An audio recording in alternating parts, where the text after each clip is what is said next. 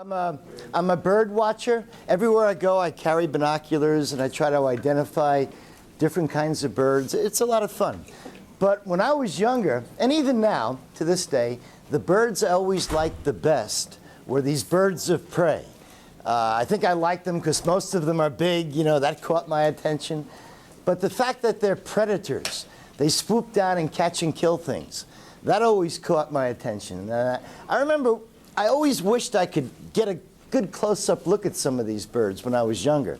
So today, you're going to get a good close-up look at about 5 different kinds of them. We'll have some fun with them and talk about why they're important to have out in nature. And I'm going to start right off by bringing out the most common big hawk that lives right in this area.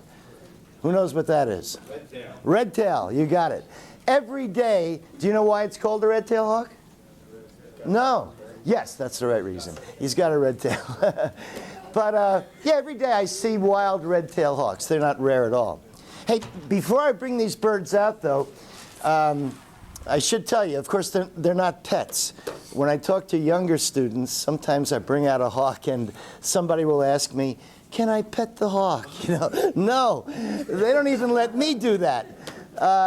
They know who I am and they trust me a little bit, but they're still wild creatures. And of course, the glove goes on before I bring them out. These birds kill with their feet. If a red-tailed hawk was in a tree out here and a squirrel went running by, you know, he'd go diving down, and just before he gets to the squirrel, both of his legs come right out in front of him and he grabs it. You can't believe the power in the foot of a hawk. It's like pliers. And at the end of every toe was the talon, the sharp black nail. If you don't have a glove on when a hawk is standing on your hand, you're going to wind up with holes in your hand, so you need a glove. Oddly enough, if the bird really wanted to hurt me, he could go right through this glove into my hand. I've had birds do that several times. They're not going to do it today. You don't like to see that, right? But you know when they do that, sometimes I've got to grab wild hawks that are injured. And as I approach them, they think I'm going to kill them. And they can't fly away, so what they do is they flip over on their back and they spread their wings out. Bluff is very important in nature.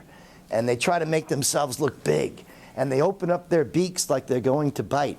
And they puff out their feathers. You know, lying on their backs there on the ground as you approach them, they look ferocious. But if you keep on coming and reach down to grab a hawk like that, he's waiting with his feet on his chest. This is where his power is. And as soon as your hand gets within reach, all of a sudden, he grabs like that. And that's when you get an idea, the power in the foot of a hawk, because that's when he means business. He's fighting for his life. Now, all these birds I have today, they're not sick or injured. There's nothing wrong with them, which means they can fly. So you may notice when I bring them out, I have a leather strap on each leg. Those are called jesses. So if the bird tries to go somewhere, when I don't want it to, I've still got a hold of it. Let's see if I can get her out here. This is a female. Hey, girl, come on. There we go. There. Get you a little closer here. You see what she's doing? You're looking at her, and she's looking at you. And looking around the room. She's going to go to the bathroom here. We don't want her to go on the rug. See her tail go up? That's my clue. That's the highlight of the whole program. I hope you saw it. But we were talking about her looking around. You know, if we were outside and I said, hey, you've got the eyes of an eagle, you know, that means you've got good eyes. And that's true. These birds can see about 10 times better than you. Even if she's way up in the sky, she can look down and see a little mouse running through the grass beneath her. You know, I study all different kinds of wildlife, and what's fascinating to me about wildlife is that every creature I've ever seen has had something unique on its body that helps it to survive. You know, the adaptations for survival. And as I bring out these different critters today. We'll talk about their adaptations. So with a hawk, it's good eyesight, the powerful feet for catching and killing. You can see, she doesn't like me to touch her, but see the sharp talons on the end of the toes. The biggest one is on the hind toe. That's the one that really curls into the animal and does the damage. If she grabs a little mouse with a foot like this and she squeezes, it's dead. And she just puts the head of it in her beak, jerks her head back, and the whole mouse slides right down into her stomach, all in one piece.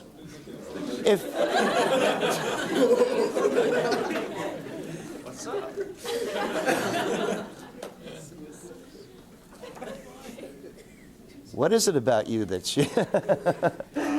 Now, if she kills a rabbit, then she's got to rip it up. And you know about beaks. Beaks are amazing.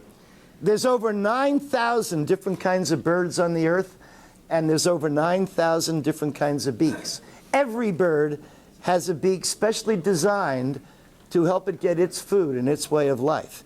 This is a beak for ripping and tearing through meat and bone. She stands on a rabbit she's killed, bends down, grabs it with that beak, pulls up, and can rip off a chunk she can swallow more easily. Her tail isn't bright red, if I can turn her around here. It's sort of a rusty color. But if the sun hits that tail when she's soaring or sitting in a tree, it's very easy to identify a wild red-tailed hawk. Now, it's hard to imagine looking at her, but not too long ago, many people thought predators were bad. We've all heard of the big bad wolf. That's a predator. But there was a time people thought, hey, these hawks must be bad. They kill things. We should kill them. And there was a time if a hawk flew by and you shot it, you could actually get money for killing the bird. There was a bounty on them. And a lot of them were shot and trapped and poisoned. Now, some of them started getting very rare. Today, they're all protected by law. But the important thing to know is we're not trying to save them because they're pretty. They have a very important role in the balance of nature. By now, you've all heard about how mice have lots of babies all the time. Well, you know, so do chipmunks, so do rabbits and squirrels. And these small mammals have lots of babies all the time for one reason. Most of them are expected to get eaten before they grow up. That's the way it works. The snake eats them, the fox, the hawk, the owl, the coyote, the bobcat, the weasel. If all of a sudden you take an ecosystem and you eliminate the predators, there's trouble. For example, if there were no predators right around the campus here, and all the baby mice grew up, and all their babies grew up, you know, in one summer, there'd be so many mice, the area would be in trouble because they eat up most of the food, like acorns. So your bigger animals, like the deer and the turkeys, they're going to move out of here. Food's getting scarce. And when the mice got so numerous they ate up all the food, then even the mice couldn't live here anymore. Today we know any healthy ecosystem needs predators, simply because that's the way the whole system is set up to work properly. So yeah, today they're all protected by law. Since she's already gone to the bathroom, I'll just give you a little bit closer look at her. Don't act like a mouse.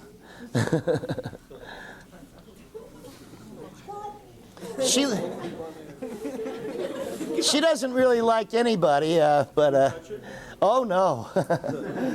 Oh no. No.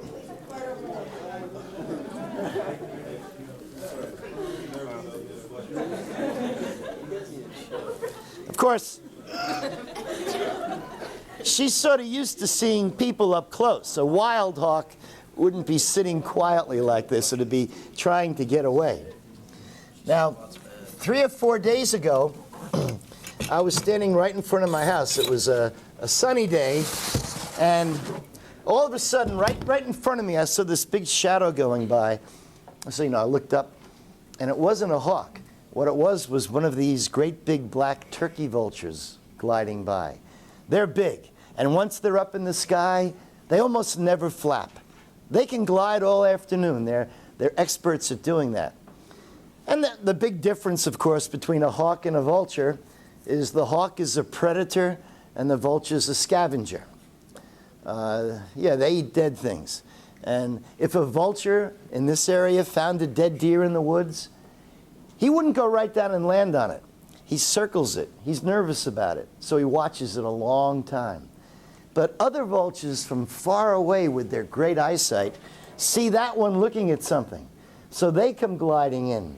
And that's why in the movies or on television you often see a whole bunch of vultures circling a dead animal. Finally, one of them gets brave enough and lands on it. Then they all come down. They know it's safe. A few years ago, somebody called me up. They had an injured turkey vulture in their yard. Now, think about this. If you were moving in to grab a wild turkey vulture, do you think you'd have to worry about the feet like I described with the hawk? No. They don't catch and kill things. So you wouldn't expect them to have an adaptation for catching and killing. And they don't. They just have big old regular bird feet like any bird. And so when, yeah, you don't have to worry about the feet when you're grabbing a vulture, but don't ever do that because they have another way of defending themselves.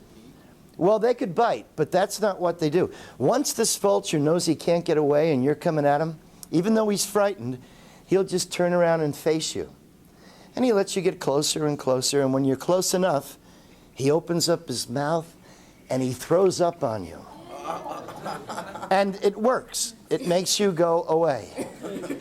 It is the worst smelling stuff you can imagine. Nothing is worse. Nothing. Not skunks, nothing compared to this. The reason I told you that story is because today I brought a turkey vulture with me. Maybe I can bring him out and actually show you how he throws up on the front row. No, just kidding. He's a big bird, so he's in a big box. Now this guy, he's not going to throw up because I raised him up from a baby. And he's imprinted to me. You've heard about this. If you hatch out baby ducks or geese and you walk by them going quack, quack, quack, quack, they're going to follow you. You're big. You're moving. Must be mommy. And they follow. But you can do this with almost any bird. And since I raised him up from a baby, he's imprinted. He used to think I was his mother. I'm a vulture to him. When he looks at you, you're vultures too. So he's not startled at seeing you up close like a wild one would be. That's why he doesn't throw up. And once a bird is imprinted to people, they stay mixed up for the rest of their lives. He's about 15 years old now. He doesn't think I'm his mother anymore, but I'm still a vulture. Actually, now he thinks that I'm his mate. And every spring, he makes his nest right on the ground. And when I walk by, he jumps in there and he starts bowing his head up and down, you know, making these little vulture noises. That's courtship. He's trying to get me, you know, to lay an egg in his nest. So yeah, they stay mixed up, right? Yeah, and these vultures aren't rare. I saw a couple yesterday gliding around. Hey, vulture, come on. Here we go.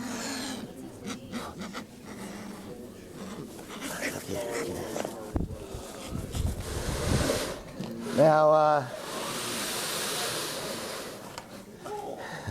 well, yeah, take a good look at him, because a lot of times when I bring him out, people look at him and their first reaction is, that's an ugly looking bird. He doesn't have any feathers on his head, and he's not colorful like some birds, and he eats dead things. But just like the hawk, he has lots of interesting adaptations. And most of his adaptations revolve around the fact he's eating dead, decaying carcasses that are filled with germs. For example, there's a reason he doesn't have feathers on his head.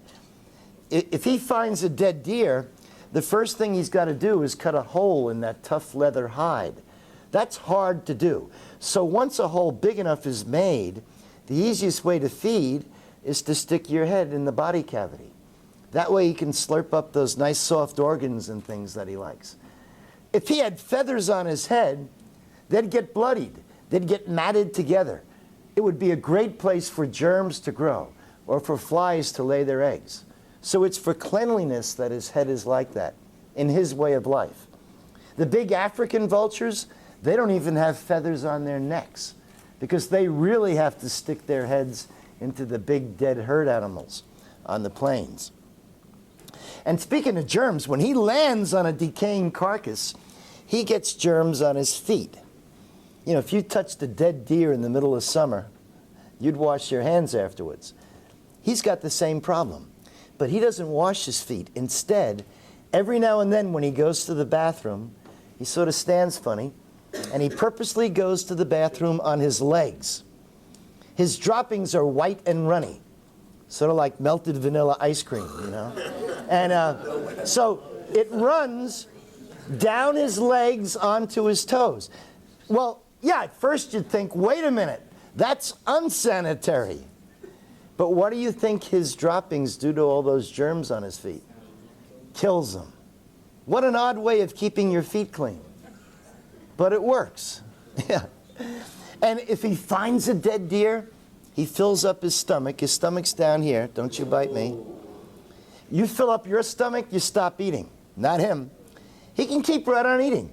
He can do that because he has a sac in his neck that stretches like a balloon. It's called the crop.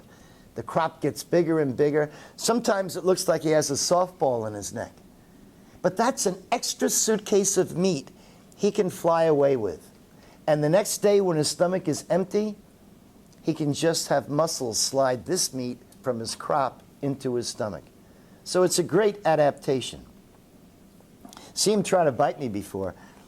Look at the beak on him. There's a beak made for quickly cutting through meat and bone. He's got to compete with other vultures on a carcass for the food. My finger is made of meat and bone. If he wanted to, he could easily take a big chunk right out of my finger. That's what his beak is adapted to do. That's why I'm always careful when I handle him. And, ow! No, just kidding. He's, no, he's biting, but he's not trying to hurt me. He's just biting me hard enough to tell me, don't you touch me. I don't like that. He's not going to hurt me, remember who I am? His mate, right. But my son put his hand up there and he did take a chunk out of his finger. Yeah, he knows me from other people. Absolutely. That was an interesting experiment. Oh, and when you look at the beak, I see another adaptation. Most birds have the tiniest little nostrils. You don't even notice them. If he had tiny holes for nostrils, they would get clogged up when his head's in a carcass. So vultures have great big nostrils, and you all can't see this at the same time. But if his head is at the right angle, you can look in one end of his nose and straight out through the other side. So that's not a nose that's going to get clogged up very easily. So yeah, a lot of people, when they first see a vulture, they may think, oh, he's just a big old ugly bird that eats dead things. But when you learn about his adaptations, he becomes a very interesting creature. Sometimes people ask me, can you get the vulture to spread his wings out? I'd like to see that. And I say, well, I can try that. Hold them up high. You paying attention? Ready? 1, 2, 3. Spread your wings. What is he doing? You didn't see him? Oh. No, with vultures, you've always got to be polite. You've got to say, please spread your wings. Then it'll put them right up in the air. See? Yeah, because he has no idea what I'm talking about. If I want him to spread his wings, all I have to do is turn my hand a little bit. That puts him off balance. It's like if you're standing on a log and it starts rolling, you lose your balance and put your arms out. His arms are his wings.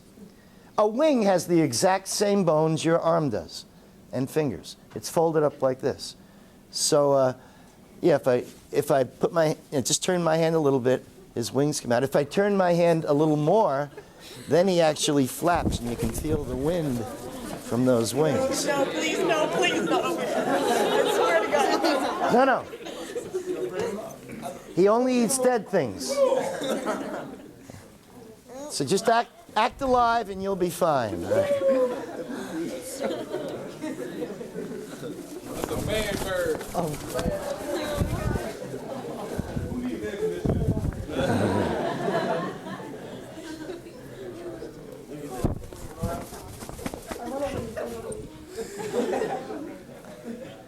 red tail warns me when he goes to the bathroom by raising his tail.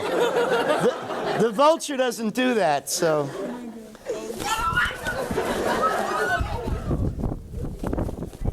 What's it up? Whoop. He wanted to go back to his box. Now, can I go in there? All right, go ahead. Now at night, when the vulture and the hawk go to sleep, then the owls come out. Well, we have owls around here. We don't see them too often. They hide all day. But I brought a big owl with me to show you. But the owl is a lot different than the first two birds. So I got to tell you something about him. Number one, we've got the lights on. The lights don't hurt his eyes. Even on a bright sunny day, he can see better than you. But he hides during the day. He's nocturnal.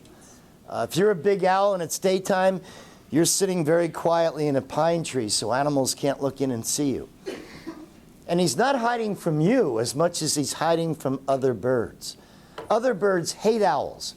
Right now, if I took an owl and put him on a perch outside the building here, I'll bet in less than 1 minute you'd see something happen. A crow would see him, or maybe a blue jay or a robin would see him. But the first bird to see that owl screams an alarm call, and all the birds in the neighborhood come. They know somebody's found an owl, and they circle the owl's head, yelling and screaming at him. Many of the birds actually swoop down and dive bomb the owl's head. Well, they don't hurt him, but you know, it's annoying to have 30 or 40 birds diving at your head. The owl's got to keep ducking and turning around. So he avoids coming out in the day. The reason the birds behave that way is because at night, when the birds are sleeping, the owl's out hunting. And if you're a hungry owl and you see a bird sleeping, that's an easy meal to catch. The owl just quietly flies by, reaches out with his foot, grabs the sleeping bird and eats it. And yeah, owls catch a lot of birds. The birds know that. And they try to get him out of the area and alarm other birds that he's around. Yeah, mobbing the owl. That's called mobbing the owl. What if I put the owl outside right now and a crow flew by and saw him, but let's say it was a crow that had never seen an owl before? Would that crow scream the alarm call? No. Yes. Instinct. The very first time these birds see an owl, they go into that mobbing behavior. Yeah, it's amazing. Now, this owl doesn't like me to hold him, so I don't. I'm going to just put his box on the table and open up the door and see if I can get him to jump on the top. The bad part about that is I don't have a hold of him. And he's a little bit nervous, so don't stand up or walk when he's out. Oh, and I left him out.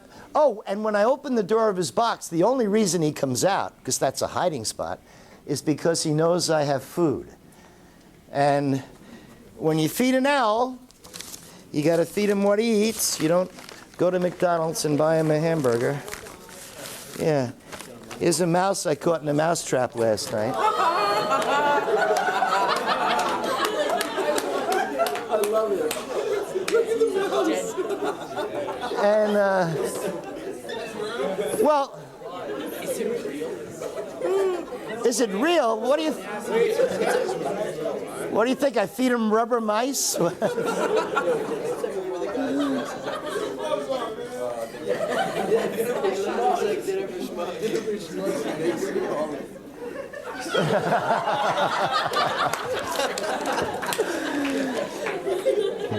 Well, you know, I expect that reaction, but, you know, I think a lot of people may not have thought of this. Take any creature on the earth, whether it lives in the ocean, whether it's microscopic or gigantic, everything you can think of eats organic matter, which is parts of plants or animals that were alive. And we're certainly no exception. You know, every time we eat, breakfast, lunch, snacks, dinner, we're eating organic matter. And yeah, if someone puts a chicken on the table for dinner, you know, nobody goes, "Ooh, it's a dead chicken." You know, we're used to seeing that. Or if you're having a salad, you don't say, "Oh, the poor little lettuce was growing in somebody's garden." the point I'm trying to make is, if you were to summarize in one sentence what goes on in the lakes and the fields and the woods, everybody's eating everybody else. That's nature, and we're a part of that. So he's really not that much different than we are. I left him outside because he's noisy. You know, if you ask somebody, what kind of a sound does an owl make? They do the hooting noise. But there's all different kinds of owls, and they all vocalize differently. But you may not be familiar with the noise this guy is going to make. This is a type of a horned owl.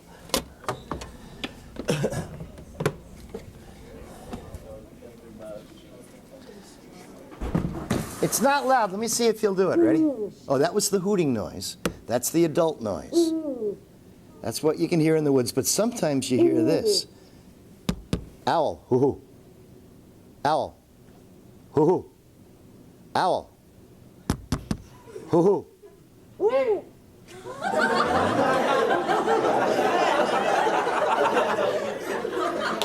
That is the sound a young owl makes to his mother when he wants something to eat. When they're big fluffy babies, they jump out of the nest, they wander through the woods, and when they're hungry, they call. And the more hungry they are, the louder they yell. That can turn into a really loud scream coming from the woods if the baby's really hungry. He's not really too hungry, but all right, so I'm going to open up the door. When he comes out, that's when he's the most nervous. But just look at his big eyes and watch the way he turns his head. Come on now, up here. Oh my God, that is sick. Oh, oh, oh. Oh, oh. Oh, oh. That is so good. Oh, oh. It's all right. Oh, oh. I got to try to get his attention here. He's looking around. I don't want him to fly, no. Well, you know, you can keep your head still, and you can move your eyes back and forth. You do that a lot. He can't move his eyes, and that's why he turns his head around. If he was staring straight ahead, he can turn his head 3/4 of a circle from that position. He can look right behind him, 180, and look over to here. And then he spins around. All birds can do that. You just notice it more on an owl because his eyes are in the front of his head instead of on the side of his head. Anyone know why an owl has its eyes in the front of its head and a robin has its eyes on the side of its head? Well, yeah. A robin is prey for many different kinds of hawks. He wants to be able to see more what's going on around him. Animals that depend upon depth perception, be it humans, monkeys, owls, where distance is very important. They have their eyes in the front of their head. But his feathers are very soft. Keep everything still here. His feathers are very soft.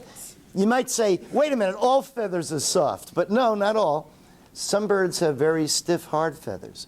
But his feathers are so soft that when he flies and they rub together, they muffle any sound.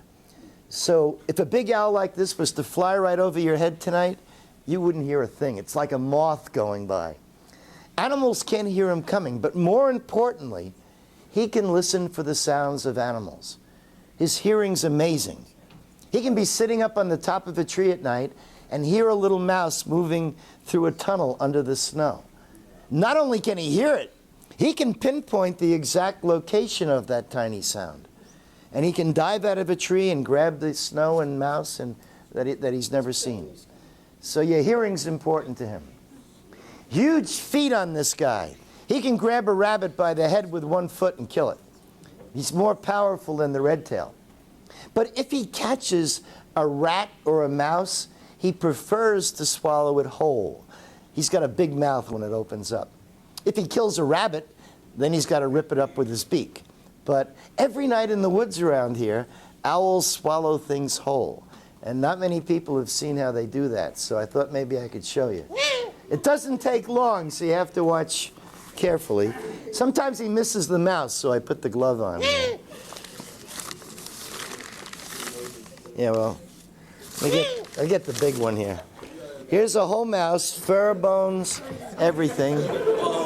He knows I have something. And head first, he'll swallow it. He's going to grab it, bite the skull, hear the skull crack? He goes, now he knows it's dead.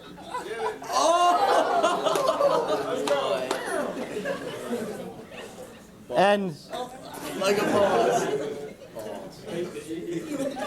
now that is the quick way to eat it. But he doesn't need the fur and the bones. He's after the meat. So after all these animals go into his stomach, by tomorrow the meat dissolves. It goes into his intestines. It's digested. But the indigestible material, fur, bones, feathers, toenails, they stay in his stomach. And once a day, his stomach muscles squeeze that material together, and he coughs up the owl pellet. If you're lucky enough to find one, you can pick it up. It's just fur. And you pull it apart, and inside are the cleaned up white skulls and bones from what he ate. Why would you do that? Well, you can figure out exactly what a wild owl's been eating by examining the contents of the pellets. Did any of you pull pellets apart in elementary school? Yeah. It's a great science experiment. Yeah. Now, notice I haven't touched him. How am I going to get him back in the box? Food, yeah. Hopefully he's still hungry. But the trick is to get him all excited about the mouse. Hey, look what I have, another mouse. It's over here. It's over here. It's over here. Come on. It's over here. Come on. Over here. There.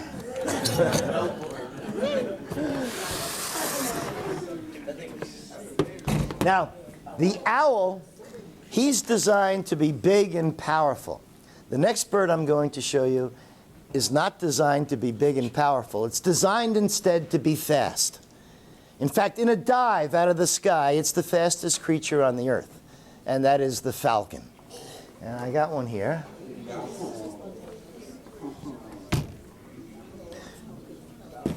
A falcon is there's many different kinds of falcons. Falcons are a group of hawks with certain common characteristics. All falcons have swept back pointed wings. They're streamlined. And they're not big. They don't want to be big. They want to be fast. Think of a falcon as nature's little jet fighter plane with its swept back pointed wings. And falcons don't live in the woods. They live out in the open. That's their habitat. The falcon most people are familiar with around here is the peregrine falcon. It's about the size of a crow. I live on the Hudson River. They nest on the cliffs there. Oh, people love to watch him. When the falcon's hungry, he jumps off the cliff and he goes higher and higher until he's a little dot. And when he's way up over the river looking down, he's not looking for rats or mice.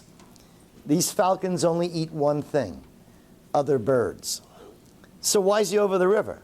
Oh, there's a reason. Birds fly across the river all the time. If a robin is halfway across the river, there's no hiding spot. That's what he's waiting for. The falcon folds up like a bullet, and head first he comes diving out of the sky at over 200 miles an hour. They whack that bird with their feet. Feathers go flying, and they grab it and fly up to the cliff. Usually what I do at this point is bring out a peregrine falcon. But today I have something really different.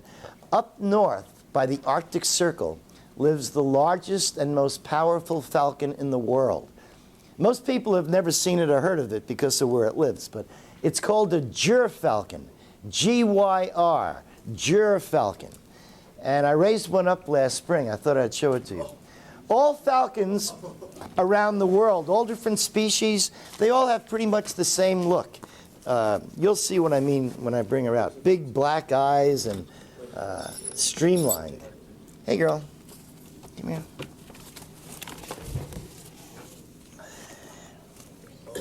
See, even though this is the biggest falcon in the world, it's still not as big as the red-tailed hawk.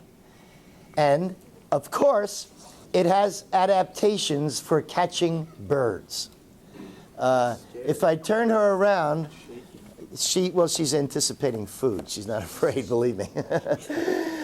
See how her wings are pointy? And she's going to go to the bathroom here, so I'm going to hold her over the table. There we go. There. Good. Oh, yeah. And see the pointed wings? Now, her feathers are stiff and hard, because if she's diving at 200 miles an hour toward the ground, she needs a stiff rudder to catch that wind and shoot her back up into the sky. A soft, fluffy feather would just bend in the wind. So her feathers are stiff and hard. And as far as her feet go, she eats birds. So what kind of feet does she want? She wants bird-catching feet. What's that? Well, she doesn't need those big, thick, heavy toes for killing squirrels. What she wants are super long toes with needle-sharp talons for snatching birds out of the sky. It's not hard to kill a bird, but it is hard to catch a bird. Imagine both of her feet coming out in front of her wide open. Look at the reach she's got between the toe I'm holding and her hind toe there. This is a foot, open your foot up, specifically designed for birds, not for catching squirrels and small woodchucks and rabbits and things like that. Is there any reason why it only feeds on birds? No, not really. You know, every creature has a niche, a certain place in nature.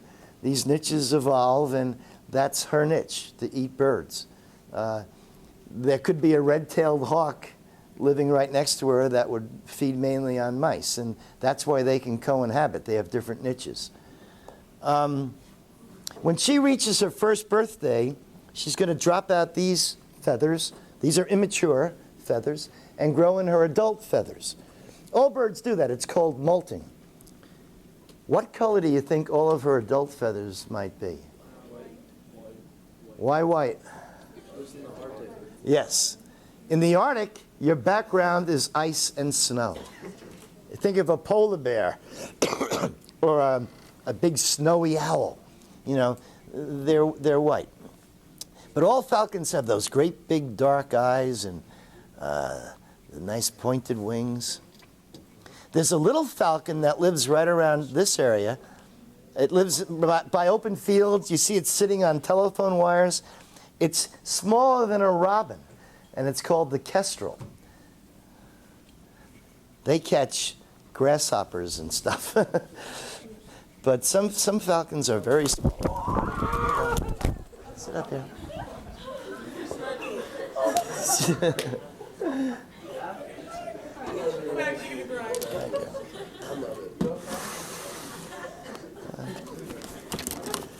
Now, back in the Middle Ages, the greatest gift that one king could give another king was one of these gerfalcons. Back then, people hunted with hawks, and only nobility were allowed by law to fly falcons. And because that is the biggest falcon and the hardest to get, only an emperor or a king was allowed to hunt with one of those. But yeah, there were no guns back in the Middle Ages, and many people got their dinner by catching it with a trained hawk. Falconry. If you lived back then, you would know all about falconry. If you take an English class and read Shakespeare, Shakespeare is full of falconry terms. He was very familiar with it too. But once guns were invented, people stopped hunting with hawks. It was a lot easier to shoot something than to catch it with a hawk. But I've got a bird with me today I've trained for falconry.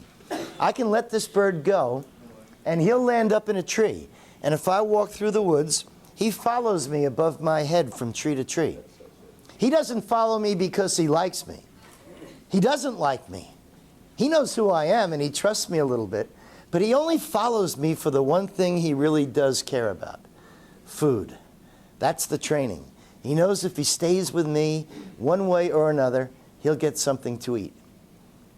And if I kick a bush and a rabbit runs out, the hawk will come diving down and grab it.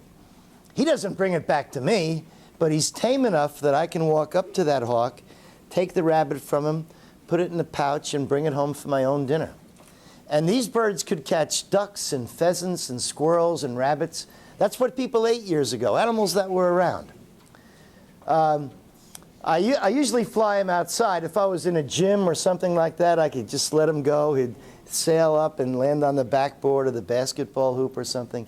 In here, there's no perches for a hawk to land on, so I have to be a little bit more careful. But I think we can try this anyway. I'll just fly him back and forth from the box to my hand.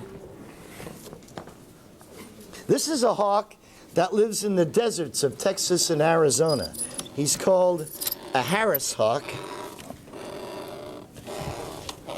He has long legs for reaching into cactus, where animals tend to dive into to hide from his attack. So, and even though he's not as big as a red-tailed, he can still easily catch something like a rabbit. Now, if I show him a mouse and he lands on my hand and starts eating it, what part do you think he'll eat first?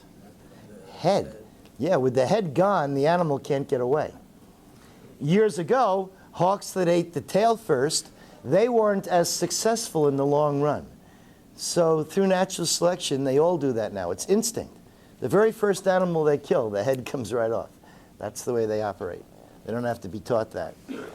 Now, when I let him go, just make sure you keep your hands down, because he's trained to see my hand go up. I'm going to have to do short distances at first.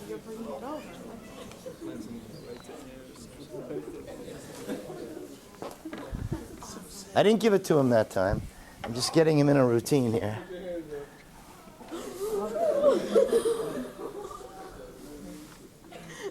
All right, he's going to fly back.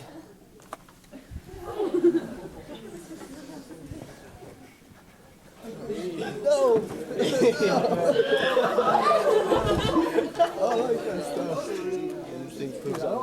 All right, this time I'm going to let him have it. Watch the head come right off here. See, there goes the head. And when he's eating, he covers the food with his wings and tail. Out in the wild, a bigger hawk or an eagle might try to steal what he's caught. You know about sharing. He doesn't know about sharing. When he has a piece of food, it's all his. And once he's sure the food's gone, he'll pick his talons clean and wipe his beak. And again, there goes, he's picking his talons, see? And again, there's no mess to clean up at all. So he eats differently than we do, but if you saw him eat every day, you wouldn't think anything of it. How are we doing on time? Should we end it? Just, We have to see the reptiles. Oh, yeah.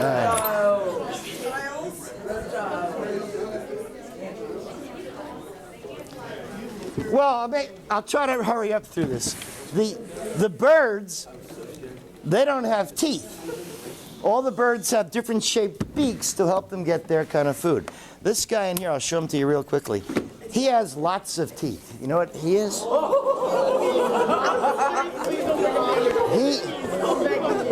This is a baby alligator. Watch how fast he can go.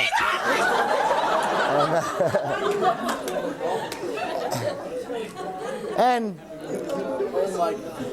you know, if again, adaptations. If he's under the water and he comes up to the top, his eyes stick out first, and that bump on the end of his snout is his nose. He can lay in the water all day with just his eyes and his nose sticking out. His teeth, his jaws are filled with these needle-sharp teeth. But if a little mouse is coming down for a drink, he doesn't move. You know, just his eyes and his nose is sticking out of the water. And he can swing his head sideways like lightning. So he waits. And as soon as the mouse is close enough and within reach, all of a sudden, he grabs it, pulls it in the water. Now, the mouse is kicking and could easily hurt his eyes. You and I close our eyes if something bothers him.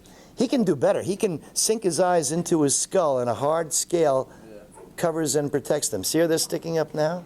If I touch them, they disappear. Then they pop back up again. And if a kid has a coloring book and he opens it up and there's an outline of an alligator, what color crayon does he pick? Green. Is he green? No. No. You know why? Alligators aren't green. Yeah, they're grayish. When they're older, they lose these light bands, and then they're all just dark gray. No such thing as a green alligator or crocodile. Yeah. Now, another reptile that some people are a bit nervous about are the snakes. And if I'm walking along and I'm not even thinking about a snake, and there's one in front of me, it tends to startle me. But snakes, you know, you're bigger than the snake. He's afraid of you. Out in the wild, any creature that attacks something for no reason that's bigger than it is not going to survive. If you were outside and a big monster was coming toward you, knocking down trees, you wouldn't run toward him, you'd run the other way. And snakes just want to stay out of your way. I've never had a snake chase me through the woods trying to bite me. They don't do that. If you grab one, then he'll bite. Lots of animals grab snakes and eat them. So don't, yeah, then they defend themselves. So, yeah, we ask people today not to throw rocks or sticks at snakes. They're just as important as the hawk out there, serving as predators. Who's not afraid of snakes at all that wants to help me with this one? You want to come up? Come on, hurry up. Now this one you can hold because he's used to being handled. He's handled every day. He knows people aren't going to hurt him. This is just a common king snake. Face the audience and just put your hands out in front of you. That's it. And we'll put him right in there. Oh. Let's see. Yeah, buddy. There we go. Let me just straighten him out here. Like a toy. There we go. Good. Yeah. Well, the first thing he does is he sticks his tongue in and out. You know, he just wants to smell who's holding him. He's getting his bearings here. But he's not poisonous. No, I wouldn't give her a poisonous snake. The skin is poisonous, but no, I'm just kidding.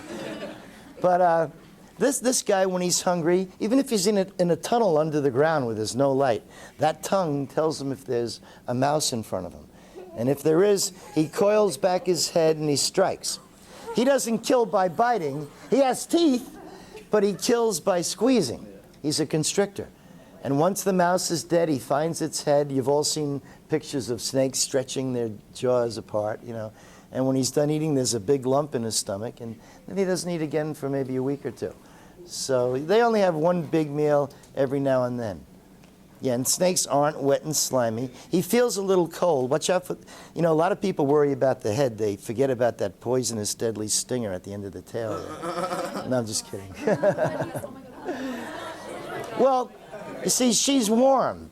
And if we left him out here long enough, that's probably where he'd wind up, curled around her neck to gather that warmth. He's a cold-blooded creature. To get warm, he's got to lay in a warm spot. He can't control his own body temperature. At home, he lives in a big cage, but I just carry him in an old pillowcase here. I want to dump him back in there. Good. All right. Good job. Okay. That's it. All right. Thanks a lot for having me, everybody.